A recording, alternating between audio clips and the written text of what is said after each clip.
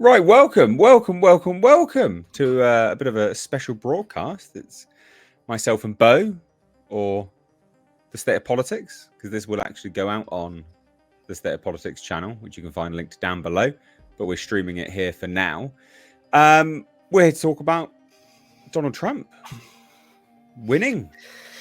Oh, happy day! Oh, day of days! Gloria in excelsis Deo! It's finally here. We are relieved it's over. Well, in January anyway, when he gets the keys to the White House. Yeah, well, that's the thing. People are still saying, "Oh, you never know what could happen now." Well, the transition period will be weird. It will be because weird. There's always been, some sort of animosity between the parties, but nothing on this scale. Where the previous lot had called him Hitler and Mussolini, and sometimes even Stalin, and just an outright fascist. A rapist, a sex criminal, a multiple felon, and just like an actual Nazi and stuff. And so now they've got to give the keys to the new Hitler. Yeah, awkward. You literally can't. So just sorry, because we kind of steamrolled into this, guys. Yeah, sorry. Bo here's from History Bro, and of course, podcast of the Lotus Eaters. And I was invited on to the podcast of the Lotus Eaters live election stream, and we thought, we obviously stayed up all night, did that stream, and we thought we'd just do it here as well on our joint political venture channel, just to discuss it really and talk about it, and also get the input from you guys as well, like what your thoughts are on everything. Love to hear from you guys, so please do chuck it in the chat right now, and if you want to, you can support it with a super chat as well. But we're just sort of here to look at it all, have a good conversation about it, dissect it all. Just present a compelling narrative. Because the idea of this channel is we will talk about modern day real-time politics from time to time, won't we? When something big happens and stuff. But largely we'll actually be talking about the history of politics, or the history of philosophy, or the history of political philosophy, or all sorts of things. But not all that often, I would have thought, actual day-to-day events. So we're kicking it off with something that might not be all that indicative of what the channel is actually going to be like, largely. Do you think that's fair to say? Yeah, no, that is fair to say. So I've chucked it in the chat right now. The State of Politics is the channel we're talking about. This will be on that channel. It's mainstay is a lot of historical, political theory and history and sort of background, laying the framework of societies, I guess, is evergreen a content. Broad stroke. Yeah, but we thought we'd cover this just because, well, it's pretty monumentous. I mean, this will go down as history. There's only been one other president that has come back from a loss to then cinch it again. Am I right? Yeah, Grover Cleveland. Yeah, Grover Cleveland. It's an extremely rare thing to lose office, be out in the wilderness for a period of time, and then come back and win again. Because usually the human psychology is, if you've lost, that's it, you're done. You're a loser now. And of course, with term limits in the United States, which they didn't have in the 19th century, but still, it's just an extremely difficult political feat to lose and come back and win again. It has been done before. I mean, in Britain, Disraeli did it. William Gladstone did it 4 times, and that is really almost unheard of. William Walpole was once in prison. Robert Walpole, was once in prison in the Tower of London. He got out and then became Prime Minister for 20 years. Amazing. But again, so Trump has pulled off something, less than once in a generation type feat. It is remarkable. Yeah, it's pretty huge. So we've got the thought we'd just take a look at the map, really. I think they haven't 100% finished it all up yet, have they? They're still sort of dragging their heels on certain locations by the looks of it. But it's cool, isn't it? Like it's done. It's a done deal now at this point in time. This is merely a formality at this stage, and this is pretty crazy, really, isn't it? This is a landslide. effectively. Yeah, I mean, I'm not sure if I would quite call it a landslide, but it's a convincing win. It is convincing. There's no two ways about that. She underperformed, let's say. That's what a lot of the mainstream media is saying. She underperformed. Yeah, quite badly. I mean, I think Trump. I saw someone say that Trump increased his vote share in all but 3 states, which also is a remarkable thing. Things don't usually trend that way towards the end of someone's political career, because Trump will never be president again, cannot be president again. So this term, this next 4 years, are the end of his political career, essentially. So yeah, quite a remarkable thing. And just throw on top of it the trifecta of winning the White House and taking the Congress and the Senate.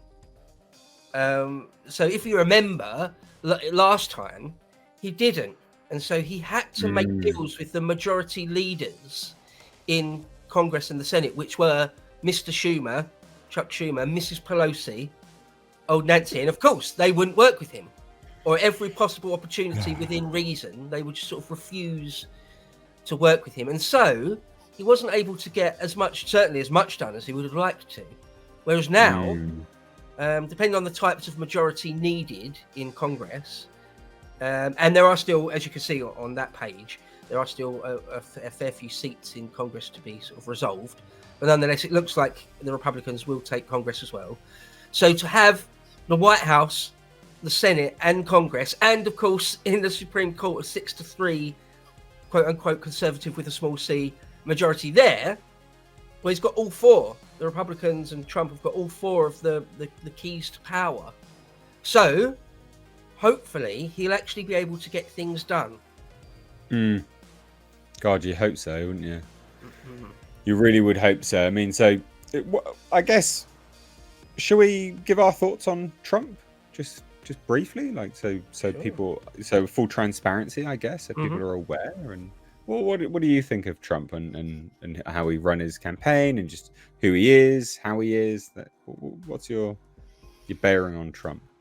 Okay, so I've been on the MAGA train since 2016, but I've also said it on camera a number of times, my sort of true feelings about Trump.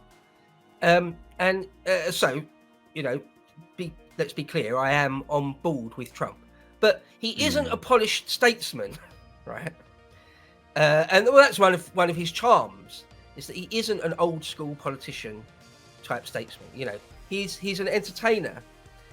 First and foremost, really, he's a New York wise guy. Basically, he's a property entrepreneur. So I remember, I'm old enough. I'm in my early 40s now. I remember the days before Trump was a politician. Right, in the 90s, his name was shorthand for just sort of an A-lister New York multi-millionaire guy. If you remember, there's a line in Die Hard 3, Die Hard with a Vengeance, when they have to reroute all the police lines through just the normal telephone lines, and the woman at the exchange board, when she's told that, she says, "And I'm going to marry Donald Trump."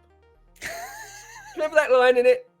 Yeah, it's like So I remember those days when that was who Trump was, and he was always a Democrat, you know. And he'd go on like Larry King and stuff, and he was always outspoken. He was always speak his mind. He's always brash, and you know, in the days when he was just a bit of a TV personality, firing people on reality TV. So, and he would run for president. He was one of those rich guys, one of those billionaires or multi-millionaires who would make a run for president a fair few times in the late 90s, early 2000s, with no real, no realistic attempt to actually win the White House. But you just throw your hat in the ring. You know, someone like Bloomberg. You know, these guys do it. But in 2016, obviously, he changed the game, didn't he? He changed the way it was done. And I remember watching one of his early speeches in 2016 after pollsters started saying, well, he's actually got a realistic chance because the Republican lineup this time is so poor. Like one of their major players was Jeb Bush. And people were sick of the Bush family by that point. And Jeb Bush is particularly uncharismatic. And I remember seeing one of his early speeches, and he was the same old Trump. There's nothing massively different about him. But you could tell, he's not particularly eloquent, is he? Right? No. But there was something different about him. That the energy was that, maybe this guy, as much as he is who he is, maybe we, the American people, will take a punt on him because he is at least authentic. What you see is what you get with Trump. He's not playing this party game. He's not a party guy. He's always been a Democrat until then, basically. But he is what he is. He is, Hogan had it right. He is a real American.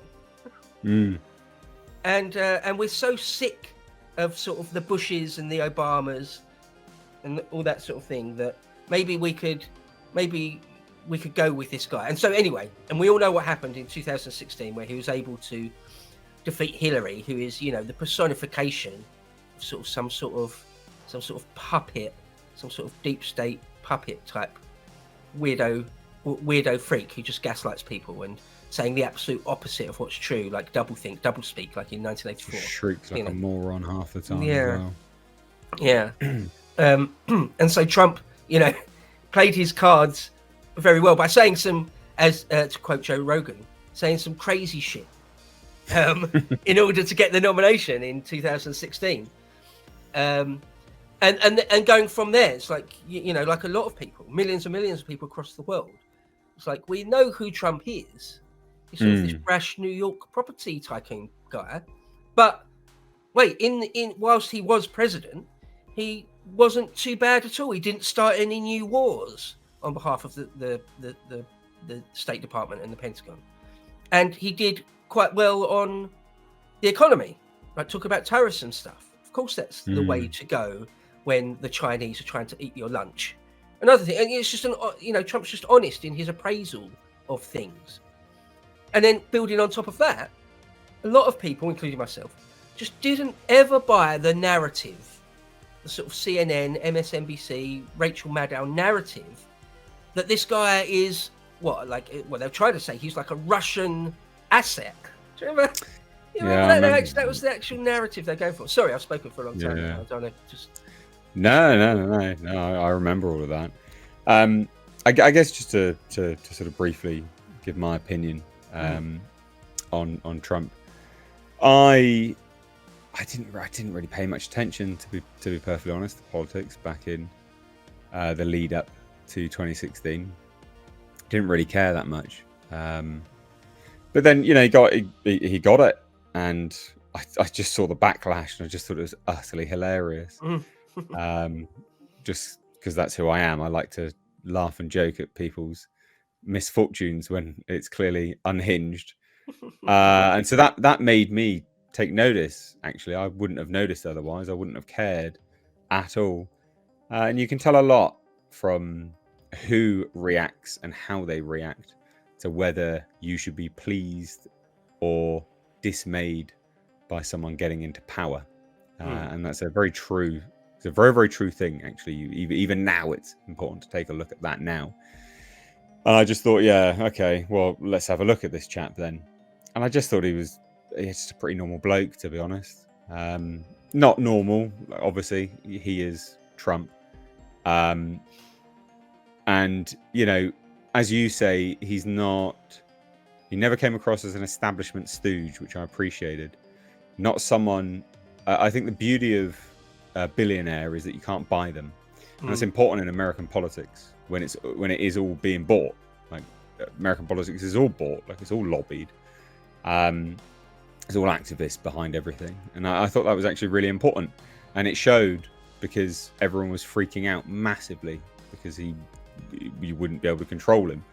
And so, he sort of moved forward from there. And now we've got this situation that's happening now. And good. He's back. I'm happy. because now everyone's going mental. And they upped their ante of rhetoric. He's Hitler. He's basically this. He's basically that. He's literally... who didn't say basically? They were saying literally Hitler. And this is clearly just nonsense. Like, You remember absolute Robert villain. De Niro? He will never leave. If he gets in again, he will never leave. He's going to destroy democracy. Just People wait. Just not wait and buying it. see. People just not buying it. I think it's exactly correct what you said, that it's Mm. extremely telling who he pisses off. Yeah. That is extremely, extremely telling. All the right people from our point of view, from our side of the aisle, that they sort of can't deal with it on some level. Because, I mean, I watched a short video from Neil Oliver. I'm a big fan of Neil Oliver. And he said a few good things in his video he put up today, and I just completely agree with. That so much has changed since 2016, or a bit before, really. A bit before, in the 2010s. It seems like something changed. Like the whole world got some sort of software update, and the rest of us weren't let in on that. And the whole world changed around us. And Trump sort of stands against that. Another thing Trump said, which I think is very, sort of just completely true, is that they're not coming after him; they're coming after you, and he's just standing in the way. He just happens to be standing in the way.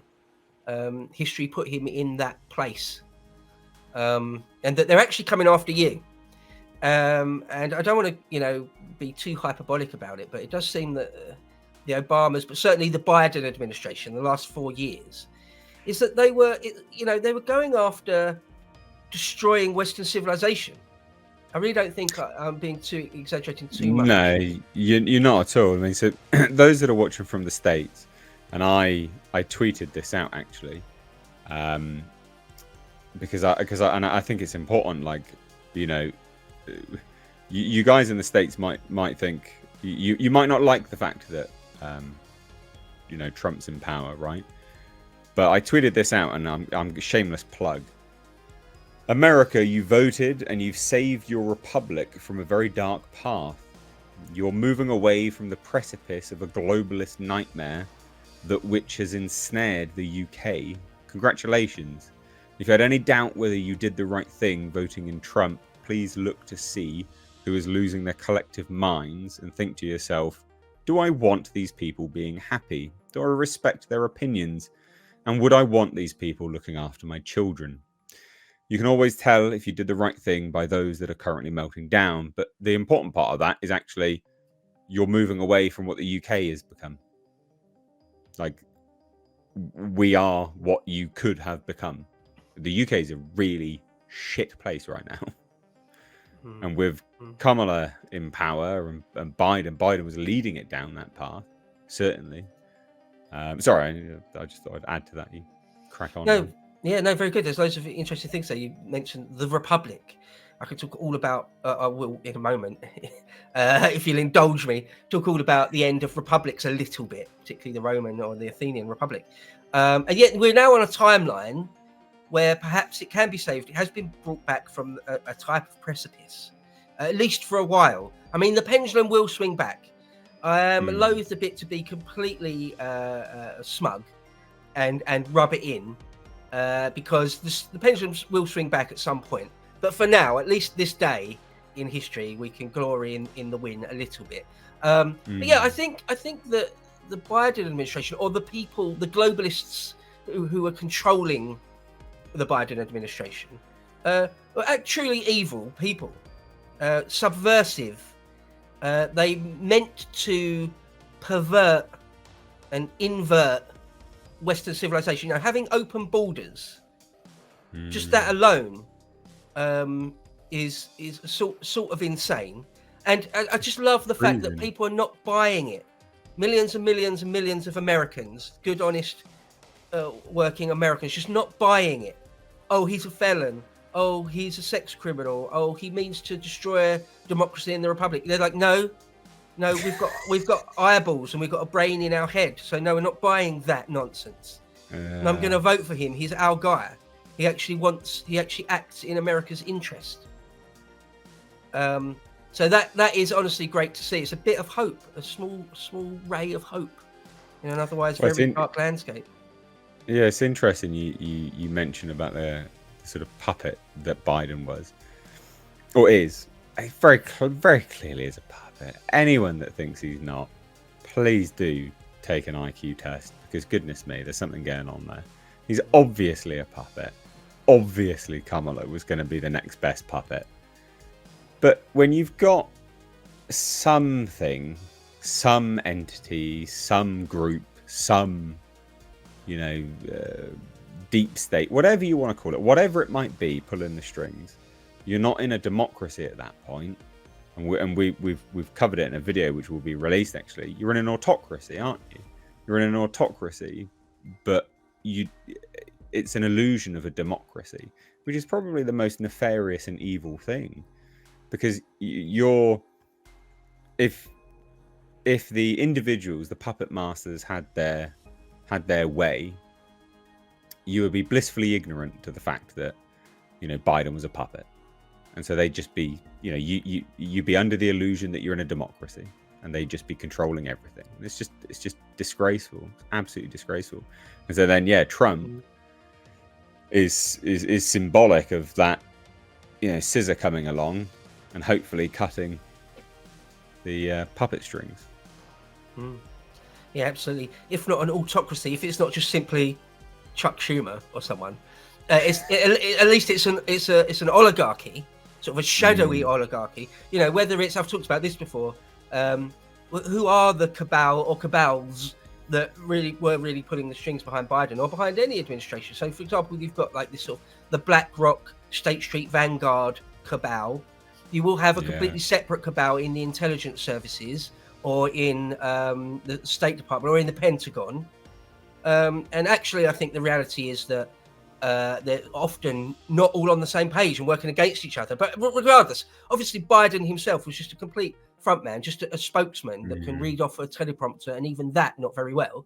But I mean, also to put a slight extra slice of nuance on that, one extra layer to the onion, is that there's also that sort of kind of always the way. So if you take, for example, somebody like George W. Bush, even though he's the top man, he's the president, he's the commander in chief, the chief magistrate, as that used to be called in the 19th century. There's also other people that are actually deciding policy, Dick Cheney in all sorts of ways for him. Or if you look at Gerald Ford, or if you look at who's the guy in the 70s who is really, really old now, really painfully, decrepitly old now. Well, anyway, there was an, oh God, who was it? President just before Reagan in the 70s. Anyway, oh God, name escapes me. Carter, thank you, in the chat. Jimmy Carter, thank you. Well, there's a famous story of him where he said he wanted to go and see Area 51, or he wanted to be told exactly about sort of the alien situation. And he was told, even as president, even as commander in chief, you have to apply for clearance, which he did. And then the Pentagon said no. So even the president isn't necessarily just sort of an all-powerful figure within the United States. Someone mentioned Nixon. I mean, Nixon's a good example. He couldn't even cover up a burglary. That's what the Watergate scandal was. Just a burglary. It was a third-rate, stupid burglary. Jesus. And he couldn't keep it secret. He couldn't control the FBI and the CIA or the press or anything at all. So the president is extremely powerful, much more powerful than a prime minister usually. Prime ministers and presidents have different degrees of power depending on circumstances and whether they control Parliament or Congress, all that sort of thing. But they're not all powerful. They're not an autocrat like Xi Jinping or like the North Korean fella, the little rocket man, or like Putin. So yeah, but hopefully this time it will be very different this time for Trump. First time, 2016, and you can't really blame him. He didn't hit the ground running. His first 100 days were stalled. He didn't pick the right people. If you remember Scaramucci, he had your first 100 days in power do really set the tone, and he didn't hit the ground running. He didn't surround himself with the right people. Hopefully this time, I'm sure this time actually, he'll be a lot wiser. He'll be a lot more savvy. Yeah, well, he's got Elon Musk, he's got Tulsi Gabbard, he's got RFK. Yeah. So yeah, I think Ron I think the Paul, people he's Dana White, yeah. Vance as well. Yeah. Vance. I Yeah. think the people he's got around him are significantly better, and I think he has, so those watching may be a bit misled by some of the sort of rhetoric. Like I certainly don't think that Trump is the sort of all seeing God that some people make him out to be, right? Like he's definitely got his issues for sure. And if I had it my way, there would be significantly younger people standing for president, right? Like I just think some younger people should be in politics these days. I'm getting a bit sick of bloody old people, these all over the show. But he, out of everything, he is the best possible person to have been elected at this point in time, at this juncture in geopolitics, and I think that's important as well. He's admitted that he had some issues with his last run with people he surrounded himself with. It takes a lot for someone like Trump to admit fault and be like, yeah, no, actually, I really screwed up there, to be honest. And he has done. He said that. The people he surrounded himself with weren't right. So he's learned from that mistake. But those people in the States and maybe those people watching that think, this is going to be really, really bad. And because there's so many people crying about Europe for some unbeknownst reason. You have to have a strong person in the White House. You just have to. If you don't have a strong person leading the West, which the US does lead the West, generally speaking, always, situations like Ukraine happen. Situations like China trying to bully Taiwan happen. These things shouldn't, shouldn't be occurring. If you had the appropriate person in the White House at any given time, those things wouldn't happen. And they have been allowed to fester and escalate. Biden has certainly not done any de-escalation of anything. It's been a case of, hey, Zelensky, have all the money you want, bud. We'll keep pumping some of that cash into the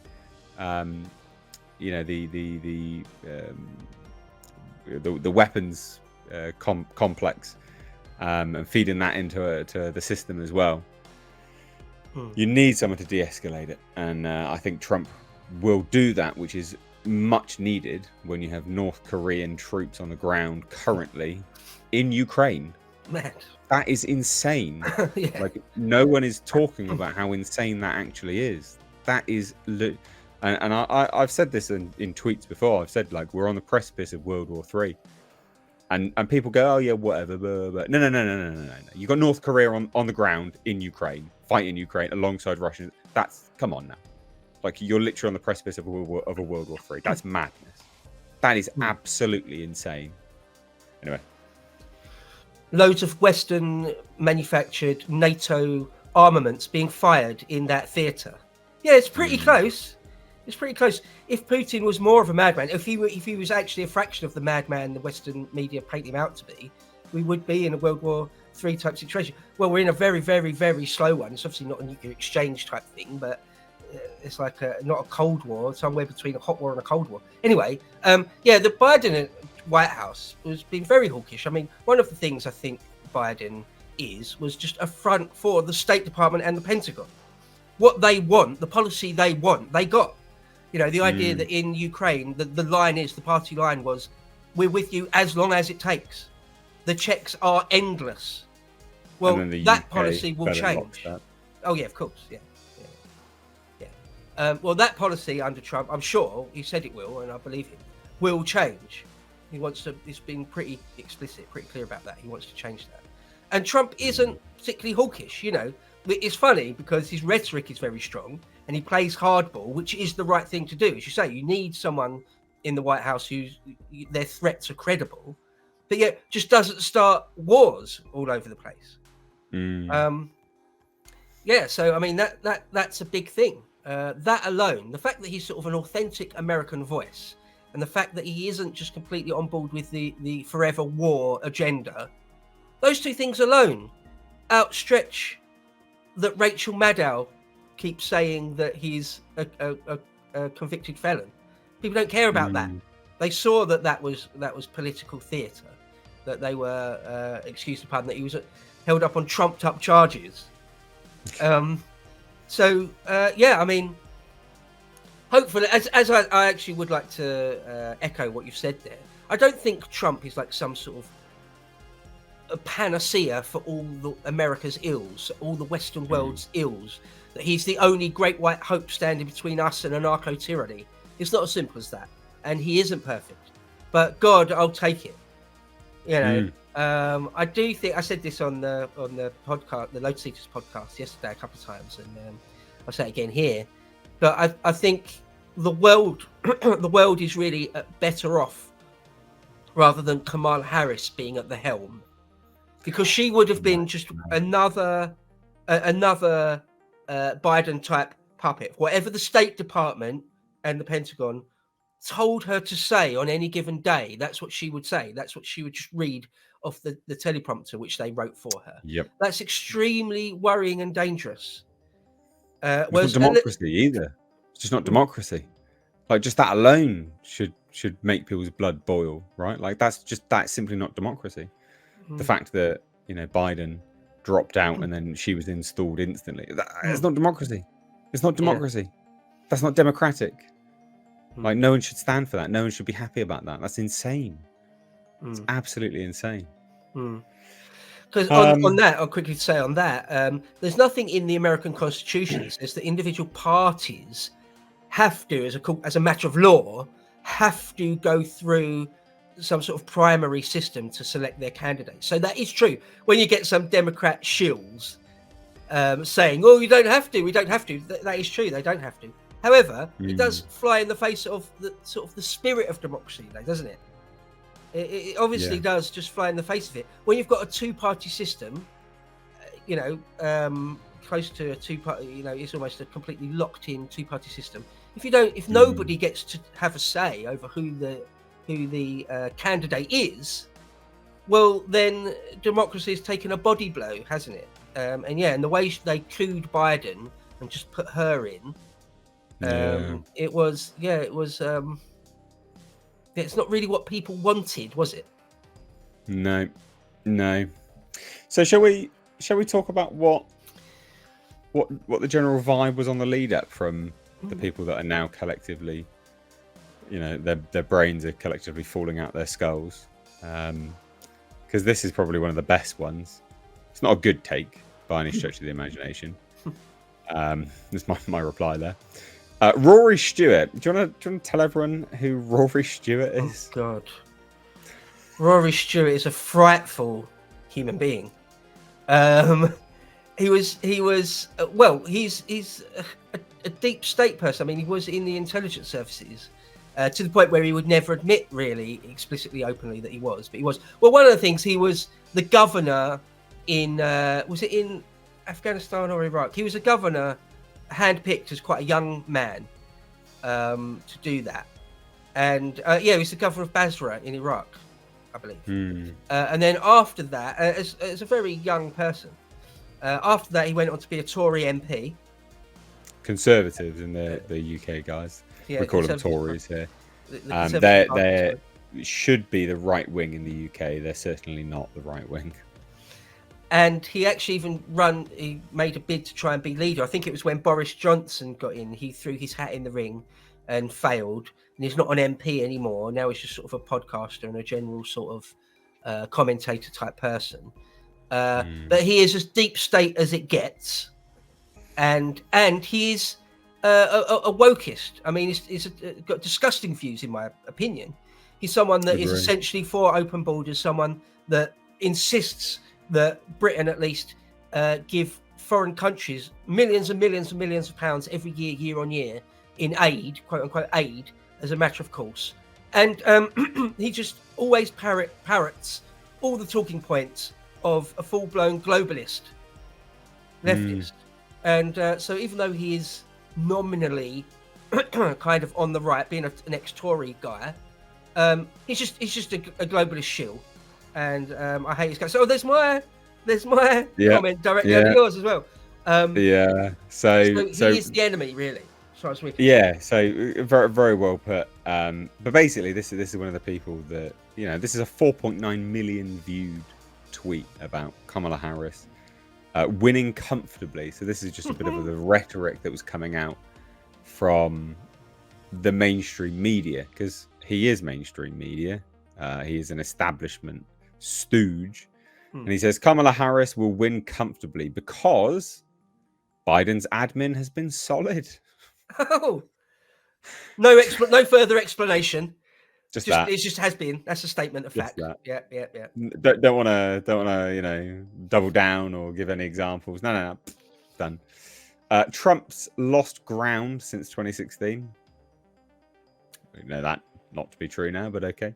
Yeah. The young black male votes which Trump needs didn't turn out in 16, 18, 20, or 22. Young women like Kamala plus vote. Ignore the polls. They're herding after past misses. I see. How about I ignore you, Rory? You stooge. Well, he kept going with this rhetoric. And again, this is just an example, because he's the prime example of the establishment and what they were saying. So he even went so far as to insult fellow media personalities. Journalists would like the US race to seem as close as possible. It suits their appetite for suspense and Andrew Neil's desire to prod the establishment. But this won't be a close race decided by a couple of thousand votes. He is wrong, and Kamala will win because Biden's government's been solid. Solid administration. Same weird thing that he posted. And then obviously he has now since completely wet the bed and had a pretty big meltdown. But I mean, even writing stuff like this, conservative leaders who back Trump should be ashamed. They're abandoning the very values which were once the core of conservatism, betraying the very idea of constitutional government, prudence in policy, and simple decency. And they're also backing a loser. Juvenile prick. Yeah, no. I mean, it's divorced from reality, isn't it? That's what it really is. People like him and people that support him and agree with all his takes, they're divorced from reality. Their ability to understand what's really going on, pattern recognition, and to read between the lines and all that sort of thing, they're failing to pass reality correctly. It was obviously not the case. He's obviously, as you say, an establishment stooge. There's a number of ways of putting it. I said a deep state shield. It amounts to essentially the same thing. He's bought and paid for by powers that aren't making themselves completely transparent and clear. That's what he is. That's who he is. And there's no shortage of them. We're picking out Rory Stewart. It's just one of many. Many. He's just a great example because he's very, very easy to hurl abuse at. Basically, that's what, and he's just a great example of it. So this is another one. So he says, for the record, I was completely wrong about Kamala Harris. It is heartbreaking that Trump is now the president. And this is obviously Elliot Page or Ellen Page, beacon of masculinity. Because he looks like her a bit. Pretty much identical, actually. To be fair. Yeah, he's not a high test guy, is he, Rory Stewart? That's one thing you can say about him. But yeah, no, it is sweet, at least for the while. So the pendulum will swing back, I'm afraid. That's the way of things. But for now, it is kind of sweet, these people having to come to terms with the fact that the Donald is now two-time. He's now reigning, undefending MAGA champ. That's it. We'll see what happens between now and January when he actually gets in. But one of the things I want to say, someone like, not just Rory Stewart, but a lot of commentators, the Twittering class, people like Don Lemon, there's any number of them, aren't there, on the left? That they have engaged in, for years now, since 2016, or, it's even the rot setting long before that even, but they're engaging in what Orwell would call sort of doublespeak or doublethink, saying the exact opposite of what is true. And Neil Oliver pointed out, it's one of the reasons we've known it all for years, it'd be no revelation to anyone, that the mainstream media is sort of dying on its ass. People aren't buying it anymore. They used to believe in the concept of the state. They used to believe in the concept of that the mainstream media were honest actors, that they were simply bringing you the news. And that we now know that's not the case. It used to be that you would just let them tell you what was and wasn't true. Now we've shifted into a new world, a new software update, a new paradigm, where no, it's now on you to find out what's really true. It's now on you to find it for yourself and make up your own mind what is and isn't true. There's so much disinformation, misinformation, or outright lies. Let's just call it what it is, lies. You're being fed so many lies on a daily basis that the onus is now on you to find out what is or isn't true, what is or isn't lies, and make up your own mind. And that's a much bigger ask. You can't just passively let the BBC or CNN or Fox tell you what is really happening. And so it's a different world. It's a more difficult world. There we are. Maybe greater things will come out of it to break their spell. Perhaps it's long overdue. Perhaps I think it is almost certainly for the best in the long run. The nature of reality in the world around you can't be gate-kept forever. People aren't stupid. That's the thing. What the mainstream media, it only works. Like something like the Biden administration only works if people are stupid, and people aren't stupid. I always think that's bad. I've dabbled in party politics for years now. And a lot of the time in party political organisations, they always assume that the electorate are stupid. Well, some are. When you're dealing with millions of people, some of them will be sort of sheep. They will be something approaching mindless. But a lot of people, the vast majority of people aren't. Vast majority of thinking adults are not actually, they're not small children. You can just pull the wool over their eyes and keep telling them a lie again and again and again, and eventually they'll just accept it. No, not really. Not really. There's one thing. Can I go down the rabbit hole a little bit of talking about Rome, the Roman Republic? Yeah, please. Honestly, I think it's interesting. Yeah. So one of my favourite authors, and I've said this a number of times on camera, but I'll say it again because it's worth saying, particularly today of all days, day of days. One of my favourite ancient historians, right, an historian writing in ancient times, is Tacitus, Cornelius Tacitus. He wrote the histories and the annals and the Germania and the Agricola and a number of things.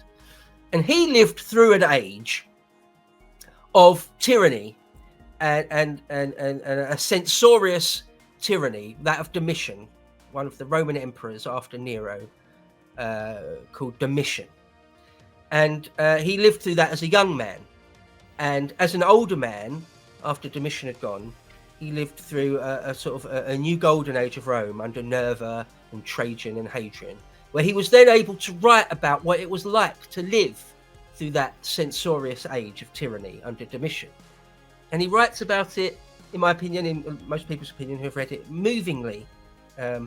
He writes about what it was really like to have to bite your tongue, to feel like you had no other choice, but like we have done in the Biden years, that you just have to accept this tyranny which has been transposed over the top of you. You've got no power to do anything about it.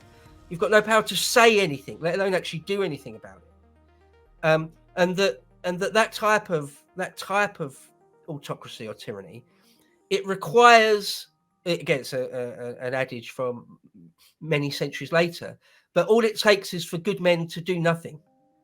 That's all it really takes. And you know that while it's happening.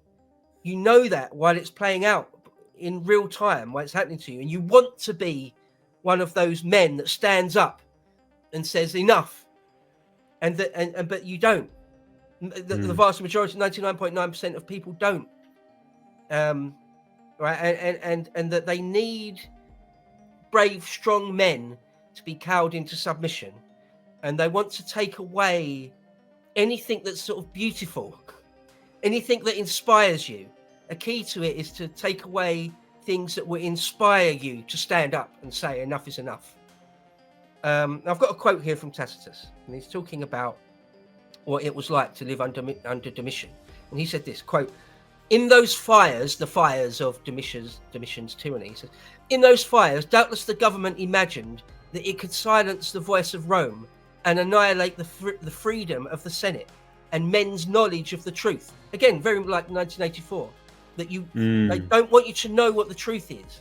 They'll deliberately distort the very nature of truth. That's all part of it, hard baked into it. Anyway, Tacitus goes on. They even went on to banish the professors of philosophy and exile all honourable accomplishments, so that nothing decent might anywhere confront them. We have indeed set up a record of subservience. Rome of old, i.e. before the tyranny of Domitian, Rome of old explored the utmost limits of freedom in the heyday of the Roman Republic. We have now plumbed the depths of slavery.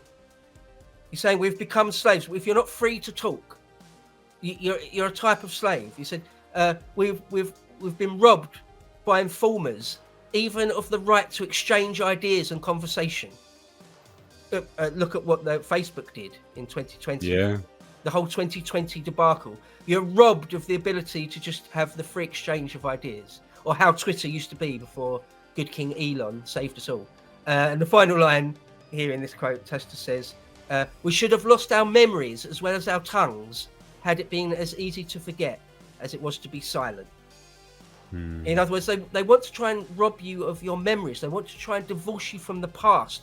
That was one of the things Kamala did. One of the most disgusting things she did when she got up. I think it was in the 1st or 2nd anniversary of January 6th. And tried to say that January 6th was on a par with 9/11 or Pearl Harbor. It was an attack on America on that level. And that's just ahistorical.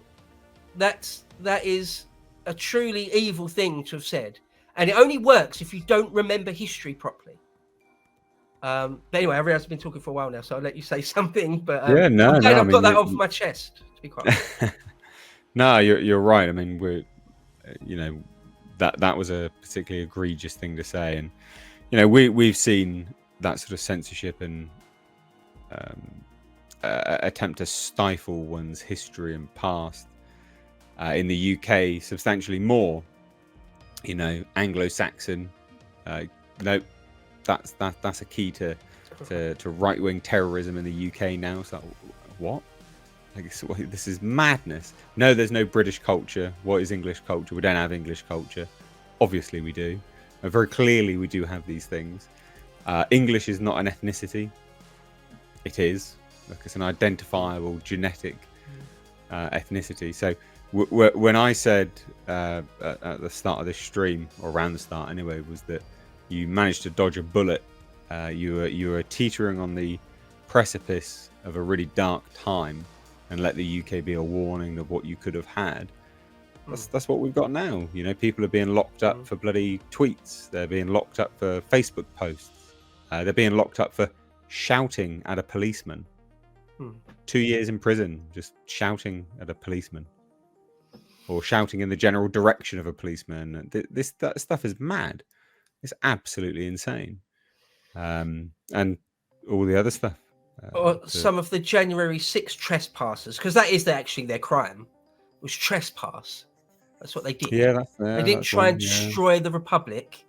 They trespassed. Okay, and a lot of them are still held on remand, or what in Britain we call being held on remand. They haven't been actually put on trial yet. Well, they are then just simply political prisoners. And it's not just the age of Domitian in the 1st century AD. There's many examples of that sort of thing, least of all sort of the Stalinist period or the Maoist period in China, or even modern day China, actually. Just that you're not allowed to dissent. You're not allowed to dissent. Okay, and now hopefully, fingers crossed, the American Republic has come back, at least for a while, teetering on the precipice of being utterly subverted out of all recognition. But I mean, so for example, the idea that someone like Stalin or Mao, particularly Mao, again, just like Kamala needing you to not remember history correctly in order for her narrative to make any sense, Mao very much did that, or all communists. they're profoundly untraditionalist. One way of putting it is that we've moved on. It's a new world. We're new men. There's a new revolution, and what happened before doesn't matter. You know, there's that line that she kept trotting out: to be unburdened. What can be unburdened by what has been? That is a truly subversive and disgusting thing. No, we are burdened by our past and our history, and that's a good thing. It's the way it should be, for both reasons. One, everything that's good, everything that we've achieved before, we must remember. We must stand on the shoulders of giants that came before and build upon their successes. And also, we must remember the past, so in order to not repeat the disasters. Yeah, so for both good and bad reasons. No, we're not. I don't want to be unburdened by what has been. No, that's terrible. That's terrible. Yeah, no, I mean, I always found that a really odd, almost sort of paradox in their sort of thinking, but it's not really when you think that they sort of the left wingers had moved so far to a sort of a malicious intent with their sort of ideology when they try to remove all of the genuine sort of social sort of strides that society has gone through, you know, like racism was a big thing, right? Like it was a huge thing. Yeah, like it was pretty awful, like, of course. But if you were to believe leftists now, it's still just as bad, you know. Basically Jim Crow still going on, like, do you know what I mean? Yeah. And this is it's just sheer lunacy, you know. Like, you've got to appreciate how far you've come to you know, to appreciate your standing in life and where things have changed and moved from. But yeah, bizarre, really bizarre. The Marxist school revisionist history that well, in America they do it all over the world. It doesn't matter if you're from Sweden or France or the UK or anything, but in the United States their particular version of it is slavery, isn't it? That's the endless cudgel that you must be bashed over the head with. The very project of the United States is evil from inception because of slavery. In Britain they use the empire. It's a slightly different version of revisionism which is used. But yeah, it completely. For example, the demonization of Thomas Jefferson because he owned slaves and didn't abolish slavery. Well, he tried very hard to abolish slavery a number of times and didn't have the political capital to get it done. He actually started wars in North Africa against the slave trade and things. The idea that Lincoln is somehow evil, even though he freed the slaves. You know, it's just insane.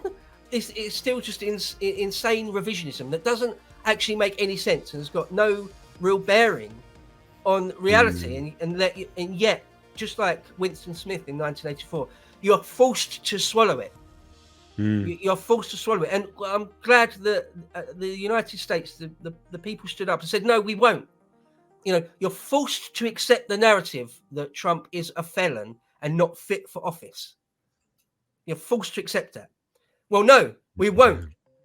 No, not this time. Not this time. Brilliant stuff.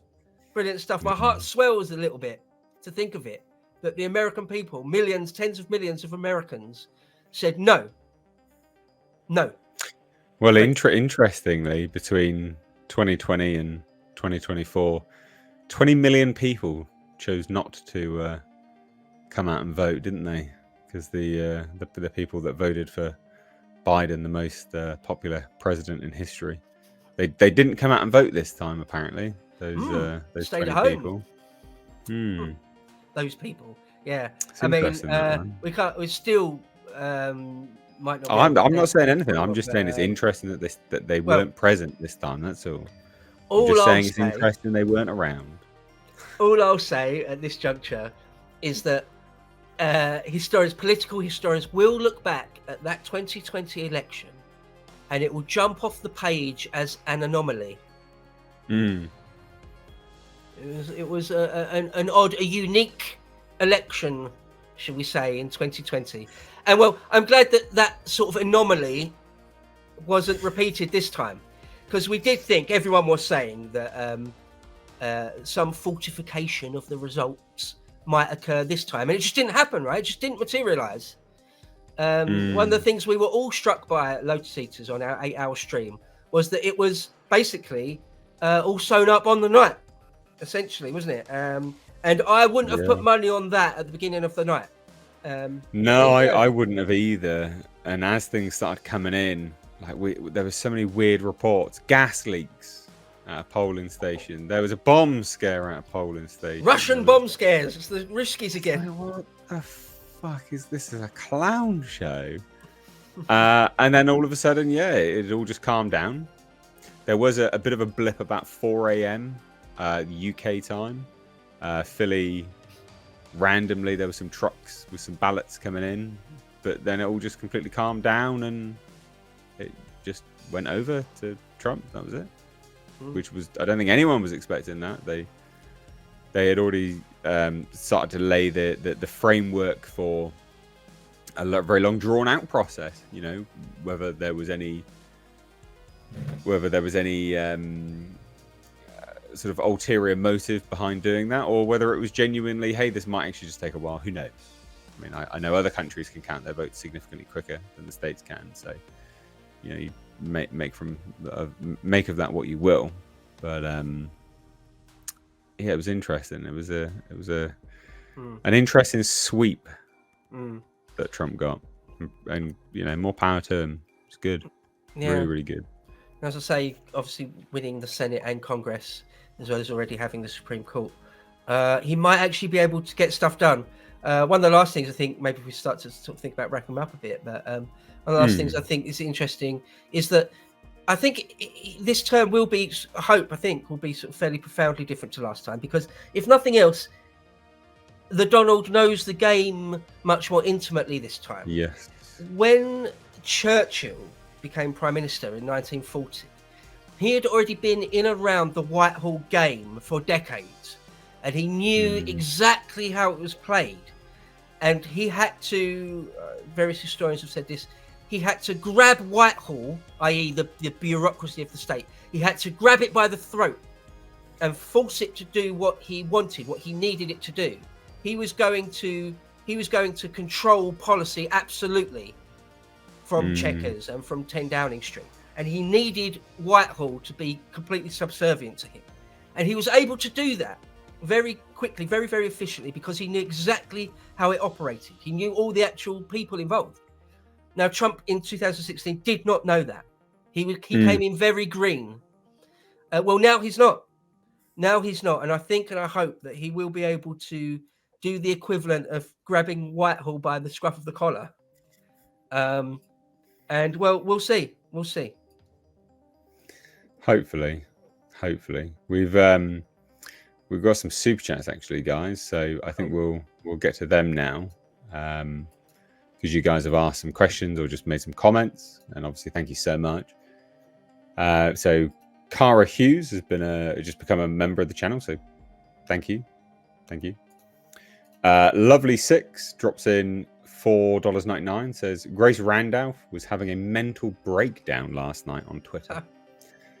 I did not see this, but that is very comical if that is the case. The eminent political theorist Grace Randolph. God, that woman. Not exactly. What's Grace Randolph's take? We need to know. She's in New York, I think, as well. So, oh dear, not good. The Ramblin' Mahoney for $1.99 says this is America's version of the Return of the Jedi. Bringing it back to movies, I like it. With Trump, it is like the return of the king, the once and future president, or something. It really is a remarkable political comeback. It feels optimistic now. Yeah. There feels there's an air of optimism now, I think, hopefully. So we've got this from Doug Vieira Torres, says Cardi B, the female stripper prostitute, says that's why y'all states have hurricanes to Trump voters this morning. You can't make this stuff up. Yeah, they're not massively pleasant individuals for some of their takes, are they? She's a frightful wretch, isn't she, that Cardi B? I mean, what a revolting thing she is. Yeah. That's not nice. That's just rough. It's just resentment, isn't it? Pagan Home Slice. What was it? Gloria in Excelsis Deo. Glory in the highest. Oh, happy day. It's not a good look to be smug, is it? But allow us this one day at least. One day. Come on now. Noctober says, we did my guy Latinos for Trump. Yeah, the Latino vote was pretty big. Very, very big, especially in Miami, Florida. So, yeah, good. And if he goes on to win Arizona, it doesn't matter now, it's academic now, but if he does, that would have been the Latino vote, you would have thought. Yeah, you are right.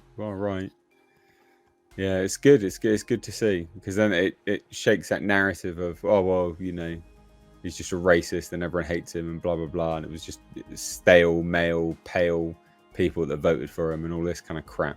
You know, it's good to see that narrative gets tossed to one side. Based bow for PM. Yay! Fingers crossed one day. I'm shooting for Lord Protector rather than Prime Minister, but or King. King. I'll take the crown. If I find the crown in the gutter, I shall pick it up with my sword. Stephen McBride, Roy Cones, looking down from heaven, smiling at the win. Who's that? I don't know. Who's Roy Cones? I have to quickly Google who that is. No idea. The name rings a bell, but I can't. Yeah, that's new to me. Oh, is it an American lawyer? Google is telling me. I don't know who that is. Or Roy Cohn, anyway. Yeah, all right. Anyway. Gom2, for $10 says, one key takeaway was Trump's massive gain in blue states like New Jersey, New York. He still lost those, but it speaks to the vast loss of support for Democrats in the most hardcore Democrat places. Yes. So during the evening at the Lotus Eaters, as we were seeing all this come in, I just said, you can only screw people for so long, right? Like you can only screw them for so long, and people's collective patience runs out at different rates culturally, right? Seems the UK's collective patience is a lot more durable, unfortunately, than the Americans. And you guys just had enough. And good. No, it's a great point Gom2 makes there, and it's absolutely true. Amazing, really, that even in places like New York State or Vermont, some of these extremely blue places, Trump didn't win, but yeah, the erosion of the Democrat vote was striking, really.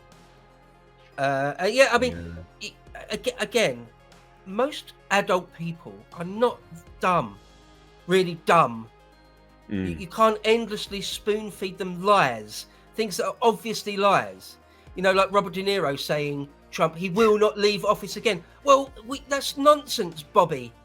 Right? Yeah. He's already been president, and even though there was issues over that 2020, he did leave office. So what are you talking about? You're just lying to me, and I won't have it. So no, there is a ray of hope.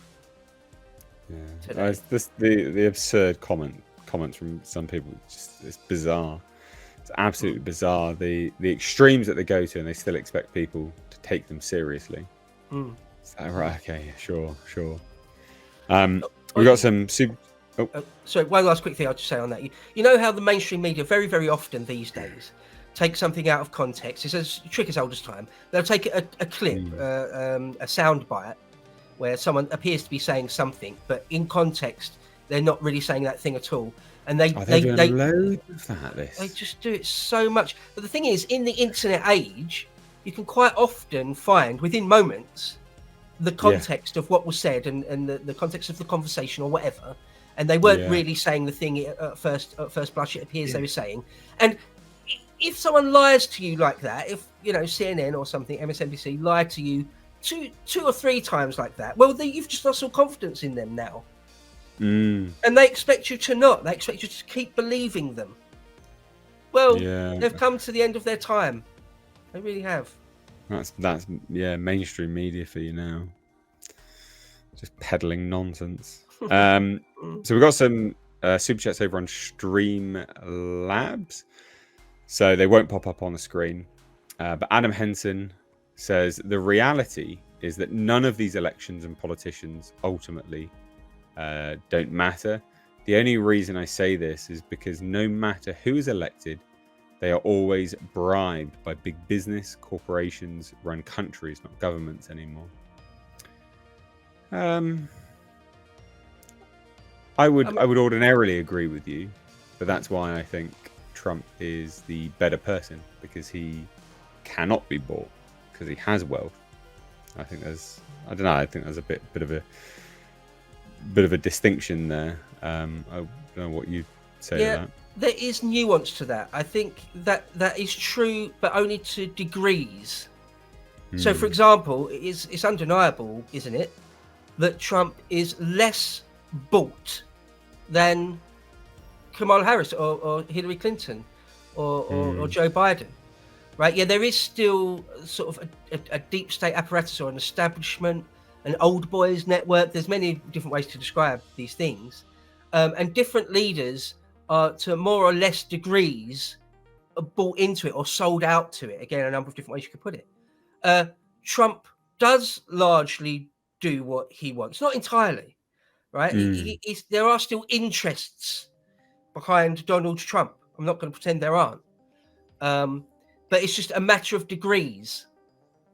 So again, like I mentioned Whitehall, I've mentioned the State Department a number of times in this stream. Yeah, the bureaucrats, the power brokers over at the State Department, or the unelected people that run the Pentagon, they haven't changed. They haven't gone anywhere overnight. And their mind won't have changed. Their worldview won't change all that much, depending on who's in the White House. Nonetheless, I wouldn't be entirely pessimistic. Like, there's no point in engaging with the political process because leaders can't do anything or can't move the needle at all. I don't think that's true. I think some can. Nonetheless, what that super chat said there, unfortunately, that is true to a degree, but I would stress that only to a degree. Anyway, it's a difficult picture. Chaos is Fun says, I would love to see Trump pull Lammy to the side and ask, care to repeat what you said about me before Keir Starlin has to shuffle his moronic ass back to the backbench? Yes, that's a very UK-centric thing there, but our Foreign Secretary, David Lammy, is clinically retarded, for lack of a better word. Like, I've sort of taken the piss a little bit, but he basically is, genuinely. He's an absolute imbecile of the highest magnitude. Just a moron, just a genuine moron. And he said ridiculous things about Trump, and now he's the foreign secretary, so he's going to have to speak to him. And like, he's literally called him a rapist, racist, and KKK, Nazi, and he's now going to have to go speak to him. He explicitly called him a fascist and a sociopath, among a number of other things. But particularly that they are verbatim quotes, those, because I read out in Parliament just today, actually. I mean, you say retarded. I mean, if you've got an IQ under 70, I think that does make you clinically, in a clinical sense, retarded. I wouldn't be surprised if David Lammy was. He once went on Celebrity Mastermind and showed himself to be a true imbecile. And it's worrying because our foreign secretary, again, you're the American equivalent of the State Department, the Secretary of State. The senior diplomat, the most senior diplomat in charge of foreign affairs. That's what we've got. David Lammy is that. How embarrassing that he's going to have to deal with Trump. Again, awkward. Say very awkward. And last but not least, Nick from Echo Base Network. Thank you so much, dude. Says Trump 2024, mother effers. Let's effing go. Can someone please do a wellness check on Mark Hamill and see if any of the other celebrity retards are packing up to move out of the country like they promised. We avoided disaster in this country. Today is a good day. I don't disagree with any of that. Yeah, the whole celebrity nonsense where they like to throw their toys out the pram. It's always funny to call them out on their utter garbage. They're not going to do it, but yeah, the amount of times people say, oh, I'm moving, oh, I'm doing this, oh, I'm doing that. It's like, yeah, okay, cool. You're not though, are you? Yeah. But yeah, you're all right, Nick. You did avoid disaster, and you only have to look at the UK as a blueprint of what could have been. And it could have been pretty bad for you guys, to be honest. So yeah, today is a good day. Rejoice. Rejoice. Hallelujahs. Anything else to add on that one? No, I think, so hopefully this will be the first of all sorts of content on this channel. Well, when this gets posted on the State of Politics. And if you've liked this, like and subscribe. And as a few people have been saying in the chat, remember Peanut and Fred. And Fred. And Fred. Don't forget Fred. This one was for Peanut and Fred. It's important. It's important. So thank you so much. Like and subscribe. But we're out of here now. Cheers. Bye-bye.